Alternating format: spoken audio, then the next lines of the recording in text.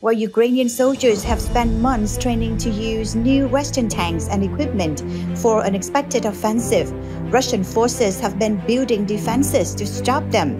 Satellite images show that the Russians have constructed an elaborate network of obstacles including anti-tank trenches, concrete barriers known as Dragon's Teeth, and layers of advanced minefields in southern Ukraine, where Kyiv is expected to attack. For Ukraine's long-awaited offensive to be successful, its troops will have to find a way through those lines. The jury's still out, said North Atlantic Treaty Organization Secretary General Jens Stoltenberg recently, warning against underestimating Russia in the fight. The Russians have been able to dig in deep defensive lines, he said. As spring gradually passes, what is Ukraine doing to probe Russians' weaknesses? Has Kyiv been able to identify any vulnerabilities, or is Moscow maintaining a tightly defended position? In addition to deadly minefields, how does Russia's infrastructure contribute to the formation of its shield? What is Ukraine's spearhead to penetrate that protective layer? Why is it said that they still lack of the necessary weaponry to break through Russia's fortifications? Join us in today's World Affairs to find out.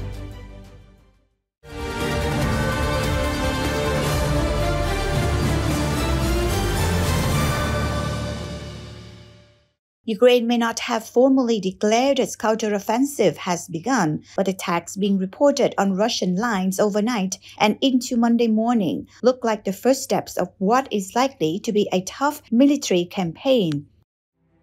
Kyiv is of course mindful of the need for surprise, releasing a video on Sunday of its soldiers holding fingers to their lips, but the volume of reports from the Russian side tells its own story, with Moscow's Ministry of Defense (MOD) reporting a two-brigade assault on the Donetsk end of the southern front. The Kremlin was quick to declare the attack repulsed, but several in Russia's community of ultra-nationalist military bloggers were more skeptical. Relying on their own sources, they suggested Ukraine had made some initial gains. Igor Girkin, perhaps the best known, said the Russian MOD's statements were not quite true, that the enemy managed to cut into our position, and argued that it looked likely the counteroffensive had finally begun. War Gonzo, run by the war correspondent Semyon Bekov, was more specific. The blog suggested Ukraine had penetrated 2 kilometers into Russian-held positions before Novodonetsk, between Velika, Novosika, and Volodya. Kyiv's forces were using Western mechanized vehicles to bring up reserves, the blog added. Individual reports should be viewed skeptically, but taken together they can build up a picture. What is clear is that there is not an all-out assault, but also that the level of forces being committed are non-trivial. These are not exploratory raids, but most likely probing attacks, searching for local Russian weaknesses.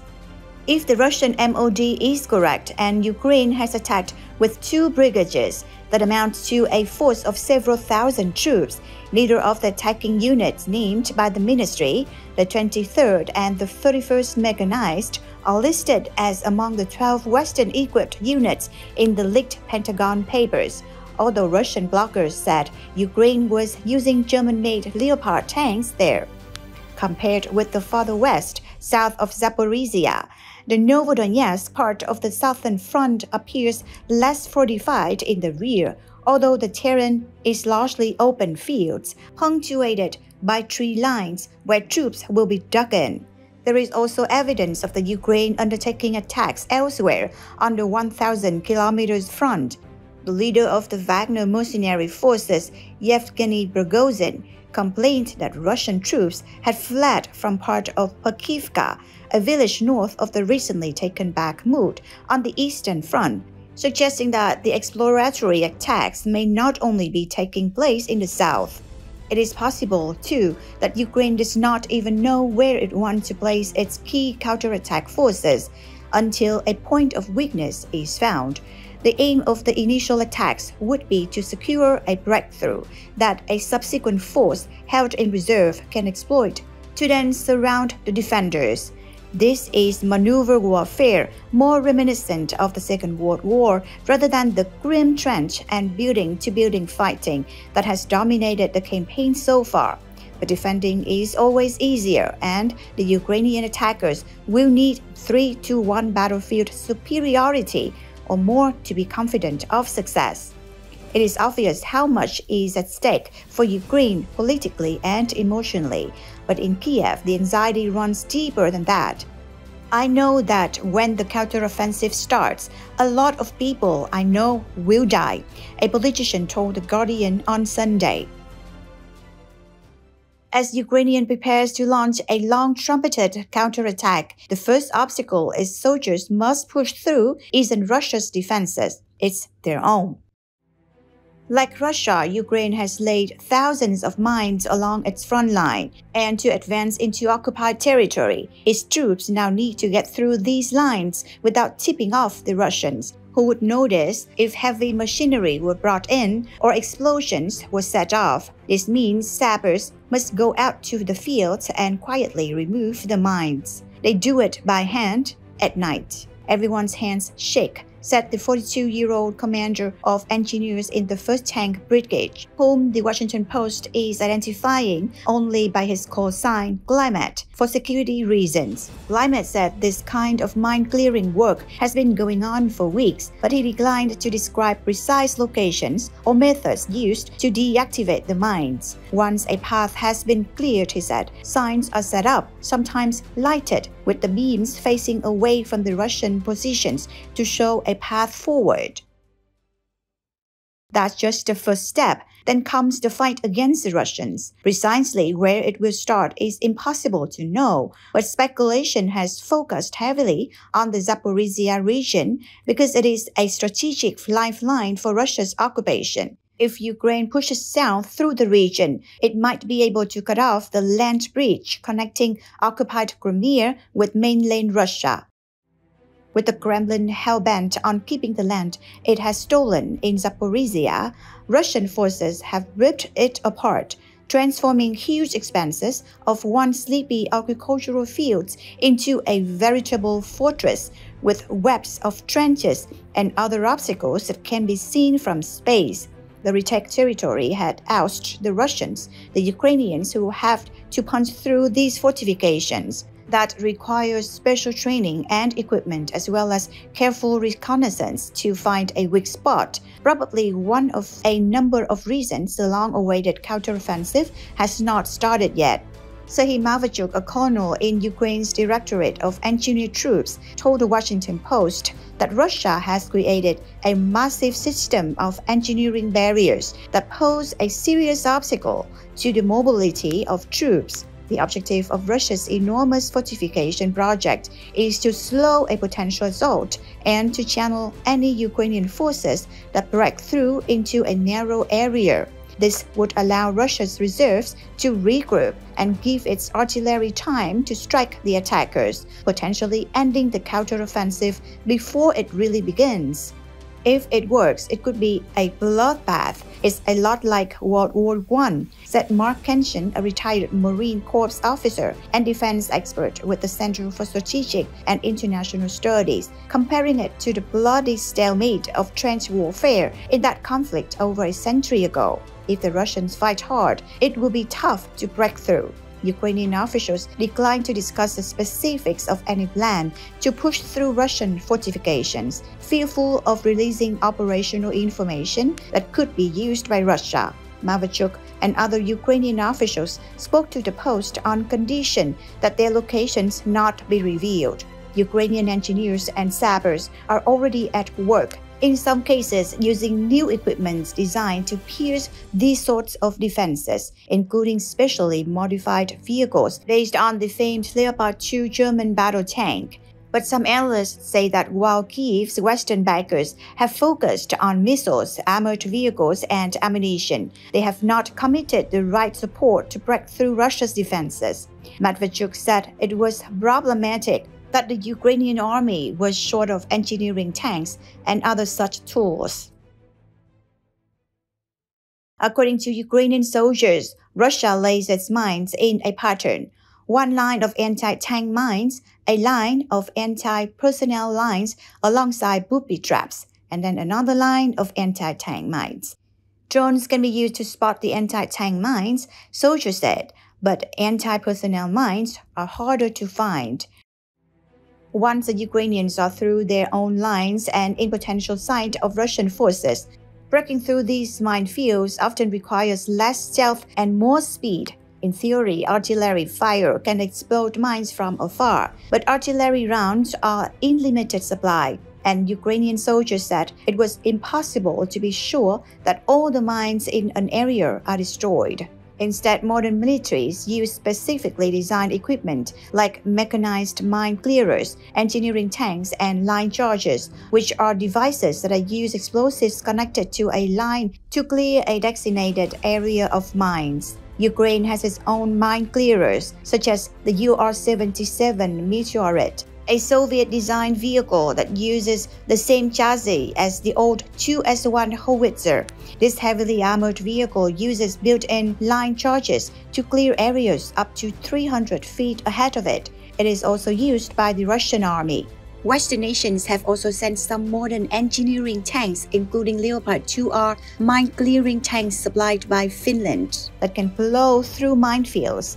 These vehicles, developed by Germany, are based on the chassis of the Leopard battle tank and use heavily armored mine plows to detonate the mines in their path. Mavachuk, in response to written questions, declined to discuss what machinery would be used in a counteroffensive because disclosures could result in the enemy developing countermeasures. However, he noted that heavy engineering tanks like the Leopard 2R are particularly useful because they are not only can clear mines but also can push through other obstacles like fences and mounds. But the best option for this work, the M1150 assault breacher vehicle, based on the chassis of the American-made M1 Abrams battle tank, is not available to Ukraine, Mavachuk said. Washington has been urged to send them but has not done so. The United States has repeatedly listed mine-clearing equipment and as military aid for Ukraine without providing details. Open-source weapons trackers have spotted the M58 mine-clearing line charge, also known as the MICLIC, in the country. Steve Denner, a former U.S. Army engineer who now works as an infrastructure consultant, said other equipment could be sent. He pointed to a type of U.S.-owned armored digger, the Israeli-developed IDF Caterpillar D9. They were used in Iraq but are now just rusting away in storage in Kuwait, he said. I'm really nervous that Ukraine is not equipped to deal with these extensive obstacles, Denner said. Ukrainian soldiers are all too aware that an offensive this year won't be as simple as the successful counterattacks against Russian forces last fall. The enemy is learning from their mistakes, said Yuri, a 29-year-old unit commander with the 1st Tank Brigade, who provided only his first name for security reasons. They are better prepared. For Russia, the heavy, dirty work of fortification in Zaporizhia became urgent after Ukraine pushes Moscow's troops from the northern Kyiv region and forced them to retreat east across the Dnieper River in the southern Kherson region. Though the trenches, ditches, minefields, and fences are spread all across occupied Ukraine now, Zaporizhia has seen the heaviest of the work. Brady Afrique, an open-source analyst who works for the American Enterprise Institute, said the heavy fortifications reflect the relatively flat topography, which provides fewer natural obstacles than are present in occupied areas of eastern Ukraine, or that the Dnieper River provides in Kherson. The challenge for Russia is trying to guess where along the 600-mile-long front Ukraine will mount its attacks. If Ukrainian forces can find a path through the minefields, they will then need to use a strategy of combined arms to quickly break through. Trenches must be taken quickly by infantry with the support of artillery before hiding Russian soldiers can use the dugouts to fire anti-tank missiles, Kenshin said. Ukrainian tanks could then push forward along with engineering machinery, including bridging vehicles that allowed others to pass over ditches and small rivers. These units will have to move fast. Experts said even just one small breach in the enemy's fortifications must be exploited without hesitation. With Russian defenses stressed along the front, a fast Ukrainian attack could overwhelm them. Whether Moscow has robust reaction forces is one of the big unknowns Kyiv faces. If Russia is agile enough, it may thwart Ukraine's attackers or bog them down. A defender's goal is to compel attackers to repeatedly assault, wearing them down and even forcing them to call up reserves to achieve a breakthrough. 9 Ukrainian brigades have been training abroad in recent months. Kensen said one or more of them will probably act as tip of the spear in the attack. Experts say that Russia will have at least one line of reserves that can rush to the front to try to cut off a Ukrainian advance. It may well have more. There's a lot around Melitopol, said James Rand, an analyst with the private intelligence firm Chains. The Russians clearly think that the Ukrainians are going to come south. Rand added that new weapons technology like the US provided high mobility artillery rocket system or HIMARS and the Storm Shadow cruise missiles provided more recently by Britain will influence where Russia positions its reserves. The Russians are going to have to think about what they move back, said Rand, adding that reserves could prove to be a big juicy target for Storm Shadows, which have a range of up to about 190 miles, putting Melitopol within reach. We put a blanket on the mines so they don't get cold, Climate, the engineer's commander, joked as he showed off the mines, which was stored in an old GMZ-3 mine layer nearby. When they lay the mines, they will keep records, he added, in case they have to find a way through again. Physical impediments are only as good as the troops manning them, military strategists say. Without resolute reactive forces, all those trenches, blockades, and minefields will slow but not stop trained, well-equipped attackers. Last fall, Kyiv routed Russian troops in the northeastern region of Kyiv. Kyiv's troops succeeded because the Russians hadn't erected physical obstacles, and their troops were too small in number to counter highly mobile Ukrainian forces. Since then, Russia has mobilized hundreds of thousands of men. Many are poorly motivated and have only rudimentary preparation. But Moscow is hoping their numbers could prove decisive. They may not be the best trained and coordinated troops, but they are there, said Scott Boston, a senior defense analyst at RAND, a California-based global research organization. And while Russia's infantry may lack extensive training, its engineering forces don't. One place Russian troops are pretty good is field engineering, said Billy Fabian, a former Pentagon strategist and U.S. Army infantry officer. The barriers Russia has created include multiple lines of trenches, many cut in zigzag forms, from which defenders can fire on attackers at several angles. They are also designed with backup defenses nearby, to which troops can be trained to fall back and keep fighting. Gun positions are established well in advance with targets already sighted, so shooters don't need to bother with calculating firing range as troops on the move do. Ukraine has been striving to confuse and deplete Russian troops using what strategists call shaping operations. They aim to undermine defenders and make attackers' difficult tasks slightly easier. In recent weeks, a unit of Russian nationals fighting for the Ukrainians has made several incursions into the Russian border region of Belgorod, pressuring Moscow to draw troops away from frontline areas inside Ukraine. Ukraine has also been striking behind Russian lines, using long-range Western weapons to hit fuel depots and command centers. Kyiv used the same strategy last fall, cutting supply lines to Russian troops in the southern city of Kherson. Moscow retreated from the city in November. Retired Lieutenant General Ben Hodges, a former commander of the U.S. Army in Europe, said targeting logistics, which starves troops of basic supplies, such as ammunition, was one way Ukraine had undercut the Russian manpower advantage. Obstacles are only effective if they are covered by fire, he said. He said Ukraine would need to penetrate the Russian defenses across a broad front and will likely concentrate its efforts in a few places. They need to achieve deep penetration in 2 or 3 areas to isolate Crimea, Hodges said. I anticipate they'll have overwhelming combat power in a certain area. There will be losses, he added. It will be challenging. And with that, our program has come to a close. Thank you for your viewership. Goodbye and see you again.